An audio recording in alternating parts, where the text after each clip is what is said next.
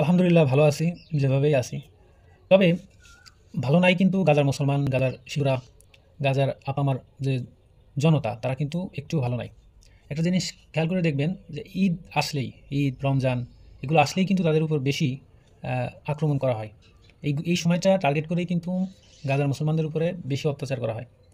তো এই যে একটা যুদ্ধবিরতি কিন্তু দেওয়া হয়েছিল, একটা চুক্তি হয়েছিল যুদ্ধবিরতির, কিন্তু ওইটা কিন্তু কী করছে, ভেঙে ফেলছে। ভেঙে হাজার হাজার শিশুকে হত্যা করা হচ্ছে, সাধারণ মানুষকে মারা হচ্ছে। আশেপাশে আমাদের পৃথিবীতে মুসলমান দেশ শুধু এটা না, কিন্তু অনেক আছে। এখন তারা কিন্তু দেখতেছে, যে বুঝতেছে যে এটা অন্যায়। তারপর আপনার মানবাধিকার, বিশ্বব্যাপী মানবাধিকার নিয়ে যারা কাজ করেন তারাও দেখতেছে, তারাও জানে যে এটা অন্যায়।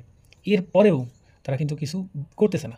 বলতেছে না বললে ভুল হবে, বলতেছে যে এটা ঠিক হচ্ছে না, এটা মানবতা বিরোধী, কিন্তু কেউ কিন্তু কিছু করতেছে না। অথচ চাইলেই কিন্তু এর একটা সমাধান করা যায়। একটা মানুষকে হত্যা করে লাভটা কি? একটা মানুষের একটা পা নষ্ট করে লাভটা কী? একটা মানুষ জন্মগ্রহণ করছে, সে বেঁচে থাকবে। মানুষের যে মৌলিক চাহিদাগুলো আছে, খাদ্য, বস্ত্র, বাসস্থান, নিজের জানমালের নিরাপত্তা, তো এইগুলো তো সে পাবে, তাই না? সে তো জন্মগ্রহণ করে সে তো আর ভুল করে নাই বা অন্যায় কিছু করে নাই।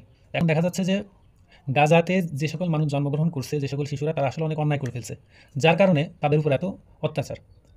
সামনে ঈদ, রমজান মাস, যেখানে পুরো পৃথিবীর মানুষ মুসলমান কত আনন্দ আগ্রহ নিয়ে আছে, কত কিছু, কত প্ল্যান পরিকল্পনার সাথে জীবনযাপন করতেছে। বাট তাদের অবস্থাটা একটু বোঝেন, যে তারা কত কষ্টে আছে। যাই হোক, বিচার যদি পৃথিবীর মানুষ না করে, অবশ্যই একজন বিচার করার মালিক আছেন, তিনি করবেন। একটু দেরিতে হলেও তিনি করবেন। তো তার কাছে আমরা সবাই বিচার দিলাম, তিনি যেন খুব তাড়াতাড়ি এর বিচার করেন।